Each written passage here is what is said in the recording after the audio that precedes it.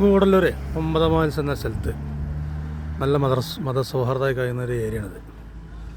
അത് ആദ്യം പള്ളി കണ്ടില്ല, പള്ളി, പിന്നെ ഇവിടെ വന്നാൽ ക്രിസ്ത്യാനികളുടെ ഒരു കുരിശ്, പിന്നെ കുറച്ച് താഴത്ത് ഹിന്ദുക്കളുടെ ഒരു അമ്പലം ഇവിടെ ചെറുതായിട്ടൊരു പൂജ ചെയ്യുന്ന സ്ഥലം.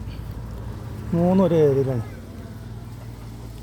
ഇതൊരു വളവിലാണ്, 9 മൈൽ എന്ന വളവിലാണുള്ളത്. കണ്ടപ്പോൾ ഒന്ന് വീഡിയോ എടുക്കാൻ തോന്നി.